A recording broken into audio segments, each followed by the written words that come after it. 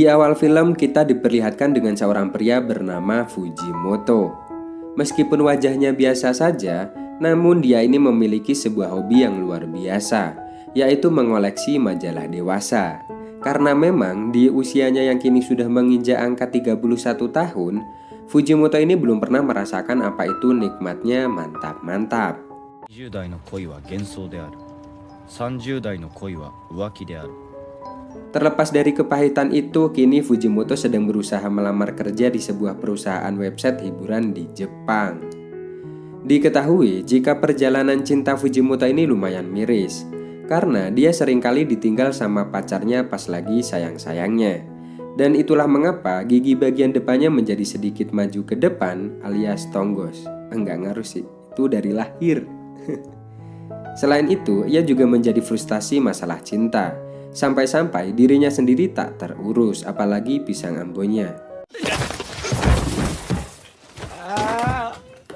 Pada suatu hari saat Fujimoto sedang menjalani sesi wawancara, ia ditanya oleh seorang HRD di perusahaan yang dia lamar tentang keperjakaannya.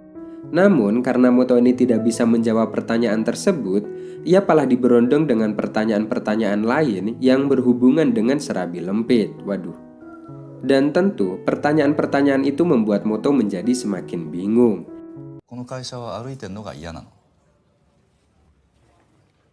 Tak lama kemudian terlihat seorang wanita yang datang dengan membawa sebuah pisau. Ternyata wanita ini adalah pacar dari HRD yang sedang mewawancarai si Moto. Dan HRD ini bernama Takuya. Wanita ini marah karena dikasih janji sama Takuya kalau mereka bakal menikah. Tapi cuma janji doang. Nemuin orang tuanya saja tidak berani. Kemudian datang lagi seorang wanita yang juga mengaku sebagai pacarnya Takuya. Tak hanya mereka berdua saja, karena wanita tukang galon juga karyawan wanita di kantor itu juga mengaku kalau mereka pacarnya Takuya. Tentu hal ini membuat karyawan yang ada di kantor itu menjadi terkejut dengan kelakuan Takuya. Tapi dengan percaya dirinya, Takuya ini bilang kalau kini dia sedang dalam keadaan yang sangat populer atau digilai banyak wanita. Wah, simpelnya tua-tua keladi nih. Mendengar pernyataan itu, wanita yang membawa pisau ini langsung lari untuk menusuk Takuya. Tapi yang terjadi...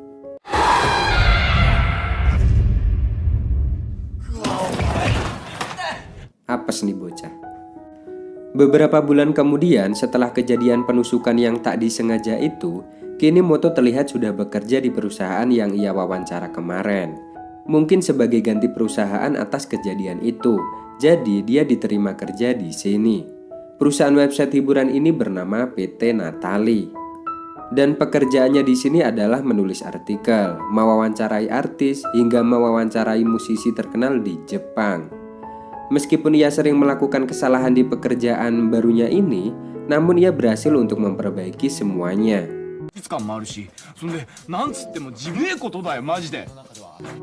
Di hari berikutnya, ia ditugaskan untuk meliput sebuah acara musik.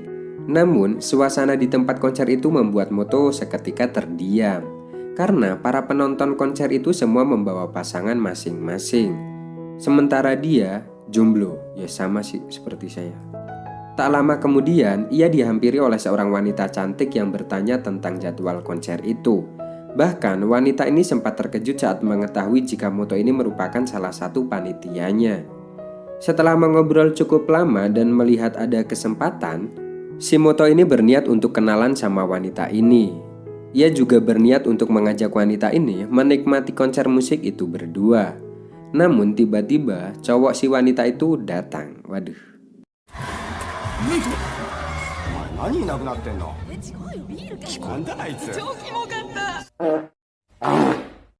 Ngenes banget ini si om-om. Di keesokan harinya, lagi-lagi keapesan masih berpihak kepada si Moto, di mana saat di kantor, dia dimarahi oleh atasannya karena tidak membawa hasil apa-apa saat bertugas di acara festival musik kemarin. Bahkan teman-teman kerjanya yang lain juga ikut-ikutan memarahinya. Si Moto yang sedang sedih dan gundah gulana saat itu menuangkan perasaannya di media sosial. Dan saat itu cuitannya di media sosial ada yang membalas. Orang itu memberikan kata-kata semangat kepada Moto. Dan semenjak hari itu mereka berdua menjadi akrab dan saling chat-chatan. Alhasil karena sudah merasa saling nyaman, mereka akhirnya memutuskan untuk ketemuan. Dan saat hari pertemuan itu tiba, ternyata orang itu adalah seorang wanita cantik bernama Miyuki. Dan karena Miyuki ini di luar ekspektasi Moto, di sini Moto pun menjadi grogi parah. Kemudian mereka berdua pergi ke sebuah kafe untuk mengobrol. Diketahui jika Miyuki ini berprofesi sebagai seorang reporter, sama seperti Moto. Tak hanya itu, karena dari perbincangan mereka, ternyata hobi mereka berdua juga sama. Tak lama kemudian Miyuki membuka jaketnya karena merasa sedikit gerah. Dan alhasil, gunung kembarnya pun menjadi kelihatan saat dia mengobrol dengan Moto. Tentu hal ini sangat membuat Moto menjadi traveling, fokus. Karena dirasa obrolan mereka nyambung, Moto kemudian berencana untuk berkenalan lebih jauh lagi dengan si Miyuki. Namun, ternyata Miyuki ini sudah punya pacar. Seketika runtuh sudahlah harapan si Moto ini.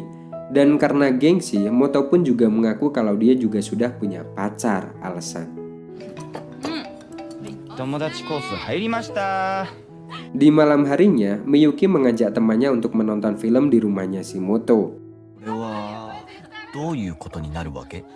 Saat Miyuki ketiduran karena sudah mengantuk, tanpa basa-basi si Moto langsung siap untuk menyeruput kopi yang sudah dihidangkan.